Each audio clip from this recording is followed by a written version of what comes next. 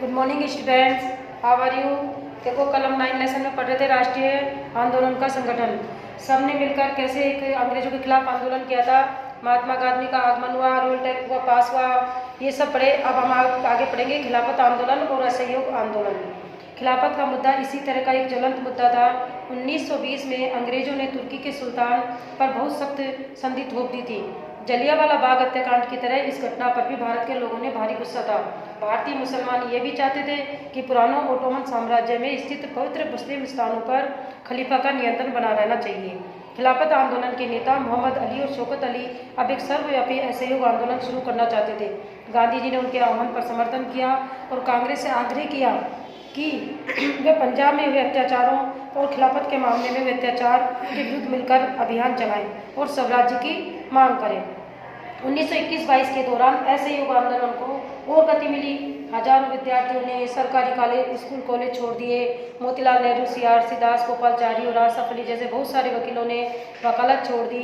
अंग्रेजों को जो द्वारा दी गई उपाधियाँ थी वो उन लोगों ने छोड़ दी, वापस लौटा दी और विधानमंडलों का बहिष्कार कर दिया। जगह जगह लोगों ने विदेशी होलियाँ जलाई, कपड़ों की होलियाँ जलाई। 1920 में 22 में बीच विदेशी कपड़ों के आयात पर रोक लगा दी और भारी गिरावट आ गई। परंतु ये तो आने वाले तूफान की सिर्फ एक झलक थी। देश के ज़्यादातर हिस्से में बहुत भारी विद्रोह के मुहाने पर खड़े थे। लोगों की पहलकदमी, कई जगहों पर लोगों ने ब्रिटिश शासन का हिंसक विरोध किया, लेकिन कई स्थानों पर विभिन्न वर्गों और समूहों ने गांधी जी के आह्वान के अपने हिसाब से अर्थ निकाले और इस तरह के रास्ते अपनाए जो गांधी जी के विचारों से मेल नहीं खाते थे। सभी जगह लोगों ने अपने आंदोलनों को स्थानीय मुद्दों के साथ जोड़कर आगे बढ़ाया। आइए ऐसे कुछ उदाहरण पर विचार करें। खेड़ा गुजरात में पाटीदार किसानों ने अंग्रेजों द्वारा थोप दिए गए भारी लगान के खिलाफ अहिंसक अभियान चलाया। तटीय आंध्र प्रदेश और तमिलनाडु के भीतरी भागों में शराब की दुकानों की घेरबंदी की और आंध्र प्रदेश के गुंटूर जिले में आदिवासी और गरीब किसानों के बहुत सारे वन सत्याग्रह किए गए। इन सत्याग्रहों के में कई बार वे चराई शुल्क अदा किए बिना ही अपने जानवरों को जंगल में छोड़ दिया जाते थे। उनका विरोध इसलिए था क्योंकि औपनिवेशिक सरकार ने वन संसाधनों पर अनेक उनके अधिकारों को बहुत सीमित कर दिया था। उन्हें यकीन था कि गांधी जी उन पर लगे कर कम करा देंगे और वन कानूनों को खत्म करा देंगे। बहुत सारे वन गांवों में किसानों ने स्वराज्य का ऐलान कर दिया क्योंकि उन्हें उम्मीद थी कि गांधी राज जल्दी ही स्थापित होने वाला है। सिंध, जो अभी मौजूदा में पाकिस्तान है, में मुस्लिम व्यापारी और किसान खिलाफत के आह्वान पर बहुत उत्साहित थे। बंगाल में भी खिलाफत असहयोग के गठबंधन ने जबरदस्त सांप्रदायिक एकता को जन्म दिया और राष्ट्रीय आंदोलन को नई ताकत प्रदान की। पंजाब में सिखों के अकाली आंदोलन ने अंग्रेजों की सहायता से गुरुद्वारों में जमे बैठे भ्रष्ट महंतों को हटाने के लिए आंदोलन चलाया। यह आंदोलन असहयोग आंदोलन में काफ़ी घनिष्ठ रूप से जुड़ा हुआ दिखाई देता था। असम में गांधी महाराज की जय के नारे लगाते हुए चाय बागानों मजदूरों ने अपनी तनख्वाह में इजाफे की मांग शुरू कर दी। उन्होंने अंग्रेजी स्वामित्व वाले बागों को नौकरी छोड़ दी और उनका कहना था कि गांधी जी भी यही चाहते हैं। उस दौर के बहुत सारे असमिया वैष्णव गीतों में कृष्ण की जगह गांधी राज का यशगान किया जाने लगा। जनता के महात्मा, इन उदाहरणों के आधार पर हम देख सकते हैं कि कई जगह के लोग गांधी जी को एक तरह का मसीहा मानने लगे और एक ऐसा व्यक्ति मानने लगे कि जो उन्हें मुसीबतों और गरीब से छुटकारा दिला सकता है। गांधी जी वर्गीय टकरावों की बजाय वर्गीय एकता के समर्थक थे, परंतु किसानों को लगता था कि गांधी जी जमींदारों के खिलाफ उनके संघर्ष की मदद देंगे। खेतीहार मजदूरों को यकीन था कि गांधी जी उन्हें जमीन दिला देंगे। कई बार आम लोगों ने खुद अपनी उपलब्धियों के लिए भी गांधी जी को श्रेय दिया। उदाहरण के लिए एक शक्तिशाली आंदोलन के बाद संयुक्त प्रांत स्थित प्रतापगढ़ के किसानों ने पट्टेदारी और गैर कानूनी बेदखली को रुकवाने में सफलता पा ली थी, परंतु उन्हें लगता था कि ये सफलता उन्हें गांधी जी ने ही की वजह से ही मिली है। कई बार गांधी जी का नाम लेकर आदिवासियों और किसानों ने ऐसी कार्रवाई भी की जो गांधीवादी आदर्शों के अनुरूप नहीं थी। 1922 और 1929 की घटनाएं। महात्मा गांधी हिंसक आंदोलन के विरुद्ध थे। इसी कारण फरवरी 1922 में जब किसानों की एक भीड़ ने चोरी चोरा पुलिस थाने पर हमला कर उसे जला दिया तो गांधी जी ने अचानक असहयोग आंदोलन वापस ले लिया। उस दिन 22 पुलिस वाले मारे गए। किसान इसलिए बेकाबू हो गए थे क्योंकि पुलिस ने उन्हें शांतिपूर्ण पर गोली चला दी थी। असहयोग आंदोलन खत्म होने के बाद गांधी जी के अनुयायी ग्रामीण इलाकों में रचनात्मक कार्य शुरू करने पर जोर देने लगे। चित्तरंजन दास और मोतीलाल नेहरू जैसे अन्य नेताओं की दलील थी कि पार्टी को परिषद चुनाव में हिस्सा लेना चाहिए। और परिषदों के माध्यम से सरकारी नीतियों को प्रभावित करना चाहिए। 20 के दशक के मध्य में गांव में किए गए व्यापक सामाजिक कार्यों की बदौलत गांधीवादियों को अपना जन आधार फैलाने में काफ़ी मदद मिली। 1930 में शुरू किए गए सवर्ण अवज्ञा आंदोलन के लिए यह जनाधार काफ़ी उपयोगी साबित हुआ।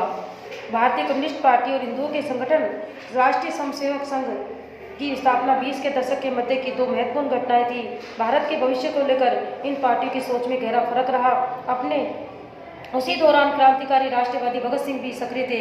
इस दशक के आखिर में कांग्रेस ने पूर्ण स्वराज्य को पारित किया और जवाहरलाल नेहरू की अध्यक्षता में 1929 को पारित किए गए प्रस्ताव के आधार पर 26 जनवरी 1930 को स्वतंत्रता दिवस मनाया गया। दांडी मार्च पूर्ण स्वराज्य अपने आप आने वाला नहीं था, इसके लिए लोगों की लड़ाई में उतरना था। 1930 में गांधी जी ने ऐलान किया कि वह नमक कानून तोड़ने के लिए यात्रा निकालेंगे। उस समय नमक के उत्पादन और बिक्री कर पर सरकार का एकाधिकार होता था।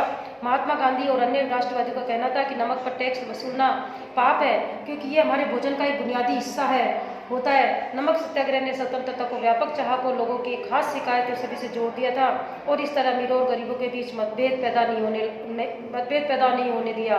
गांधी जी और उनके अनुयायी साबरमती से 240 किलोमीटर दूर स्थित दांडी तक पैदल चल कर गए और वहां उन्होंने तट पर बिखरा नमक इकट्ठा करते हुए नमक कानून का सार्वजनिक रूप से उल्लंघन किया। उन्होंने पानी उबालकर भी नमक बनाया। इस आंदोलन में किसानों, आदिवासी और महिलाओं ने बड़ी संख्या में हिस्सा लिया। नमक के मुद्दे पर एक व्यावसायिक संघ ने पर्चा प्रकाशित किया। सरकार ने शांतिपूर्ण सत्याग्रहियों के निर्मम दमन के जरिए आंदोलन को कुचलने का प्रयास किया।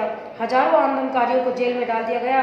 भारतीय जनता के साझा संघर्षों के चलते आखिरकार 1935 के गवर्नमेंट ऑफ इंडिया एक्ट में प्रांतीय स्वायत्तता का प्रावधान किया गया। सरकार ने ऐलान किया कि 1937 में प्रांतीय विधायिकाओं के लिए चुनाव कराए जाएंगे। इन चुनावों के परिणाम आने पर 11 में से 7 प्रांतों ने कांग्रेस की सरकार बनी। प्रांतीय स्तर पर 2 साल के कांग्रेसी शासन के बाद सितंबर 1939 में दूसरा विश्व युद्ध छिड़ गया। हिटलर के प्रति आलोचनात्मक रवैये के कारण कांग्रेस के नेता ब्रिटेन के युद्ध प्रयासों में मदद देने को तैयार थे। इनके बदले वे चाहते थे कि युद्ध के बाद भारत को स्वतंत्र कर दिया जाए। अंग्रेजों ने ये बात नहीं मानी और कांग्रेसी सरकारों ने विरोध में इस्तीफा दे दिया। भारत छोड़ो और उसके बाद महात्मा गांधी ने दूसरे विश्व युद्ध के बाद अंग्रेजों के खिलाफ आंदोलन का एक नया चरण शुरू किया। उन्होंने अंग्रेजों को चेतावनी दी कि वो फौरन भारत छोड़ दो। गांधी जी भारतीय जनता ने आह्वान किया कि करो या मरो के सिद्धांत पर चलते हुए अंग्रेजों के विरुद्ध अहिंसक ढंग से संघर्ष करे। गांधी जी और अन्य नेताओं को दोहरा फौरन जेल में डाल दिया गया। इसके बावजूद यह आंदोलन फैलता गया। किसान और युवा इस आंदोलन में बड़ी संख्या में शामिल हुए। विद्यार्थी अपनी पढ़ाई लिखाई छोड़कर आंदोलन में कूद पड़े। देश भर में संचार तथा राज सत्ता के प्रतीकों पर हमले हुए, परंतु सारे इलाकों में लोगों ने अपनी सरकार का गठन कर दिया। तो सबसे पहले अंग्रेजों ने बर्बर दमन का रास्ता अपनाया। 1943 के अंत तक 90,000 से ज़्यादा लोग गिरफ्तार कर लिए गए और लगभग 1,000 लोग पुलिस की गोली से मारे गए। बहुत सारे इलाकों में हवाई जहाज़ों से भी भीड़ पर गोलियां बरसाने के आदेश दिए गए, परंतु आखिरकार इस विद्रोह ने ब्रिटिश राज को घुटने टेकने के लिए मजबूर कर दिया। आज हम यहाँ तक ही पढ़ेंगे। उसमें एक क्वेश्चन लिखवा देते हैं आपको।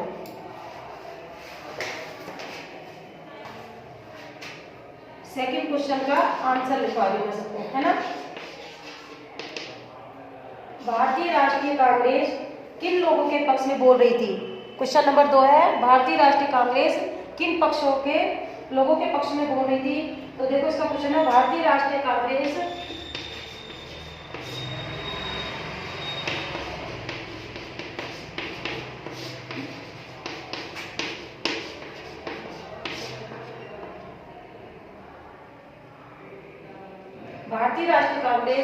भारत के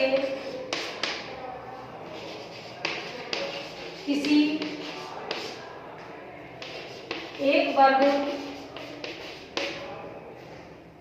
या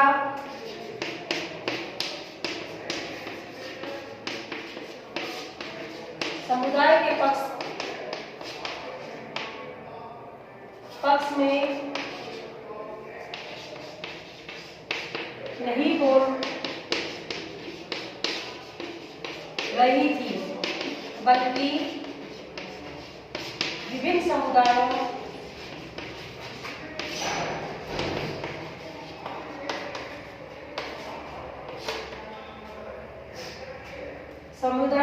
विभिन्न समुदाय के सभी लोगों के पक्ष में बोल रही थी।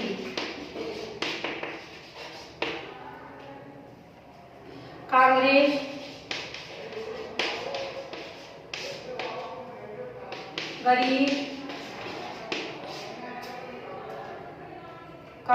गरीबों, काश्तकारों, मजदूरों,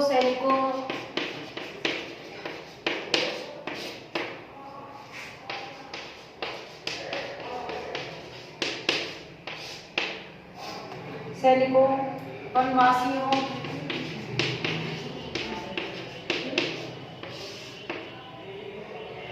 पेशेवर समूह,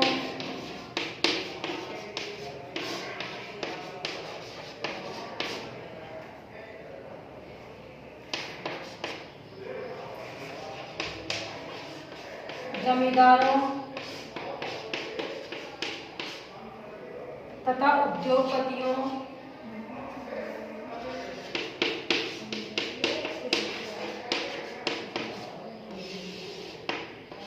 सभी के पक्ष में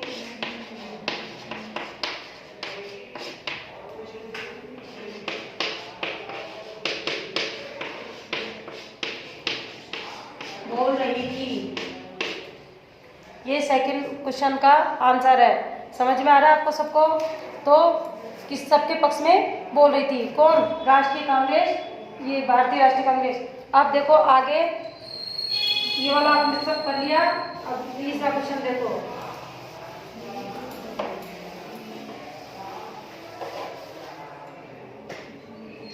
तीसरा क्वेश्चन क्या था? पहले विश्व युद्ध से भारत पर कौन से आर्थिक असर पड़े? पहले विश्व युद्ध से भारत पर कौन से आर्थिक पड़े? तो देखो आंसर इसका देखो, पहले विश्व युद्ध से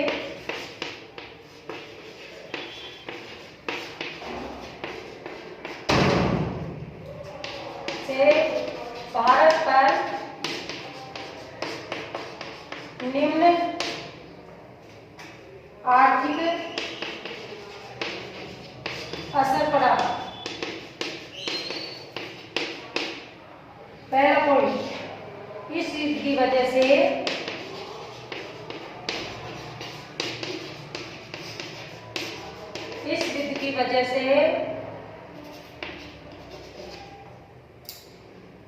ब्रिटिश भारत सरकार के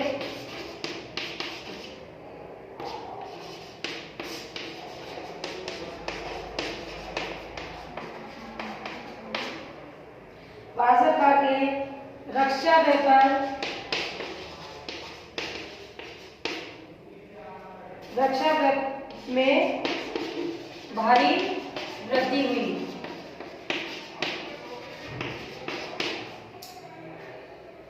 इस खर्चे को निकालने के लिए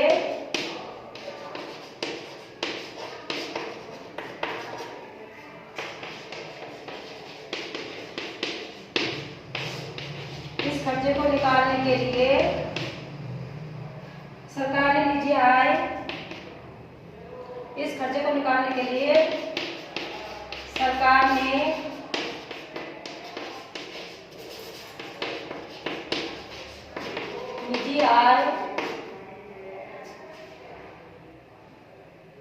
निजी आय और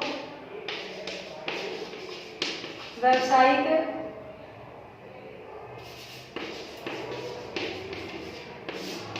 मुनाफे पर कर बढ़ा दिए। दूसरा पॉइंट, सैनिक व्यय वृद्धि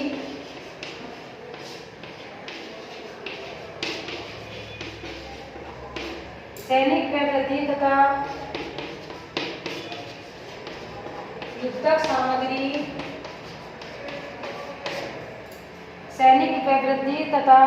युद्धक सामग्री की आपूर्ति की वजह से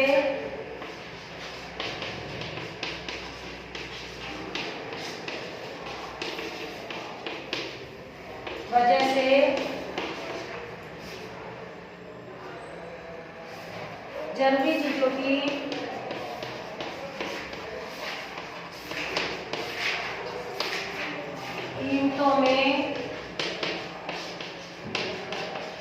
भारी उछाल आया।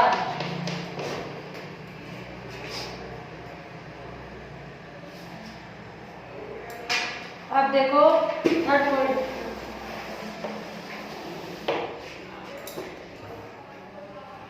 पॉइंट, देखो इस युद्ध ने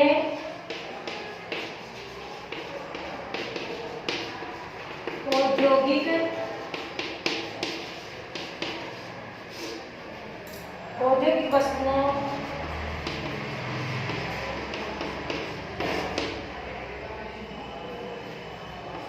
जैसे जूट,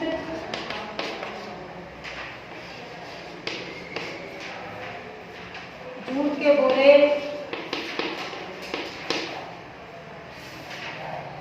कपड़े, रेल की पटरियां,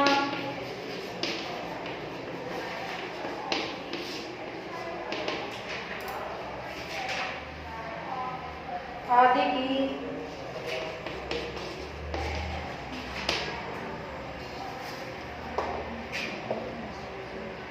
मांग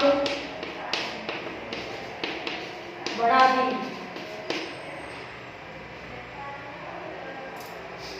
और अन्य देशों से भारत आने वाला आयात में कमी ला दी और अन्य देशों से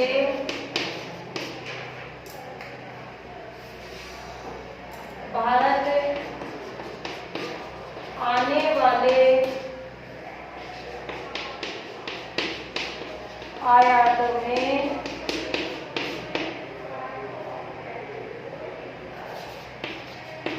कमी ला दी।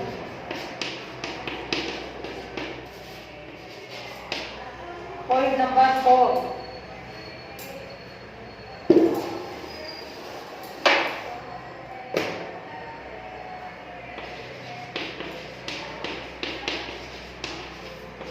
व्यवसायिक समूह ने युद्ध से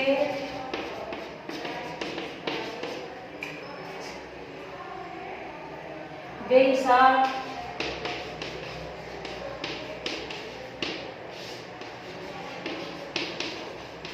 मुनाफा कमाया।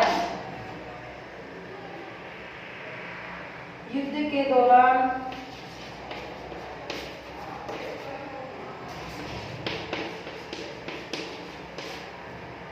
भारतीय उद्योगों का विस्तार हुआ।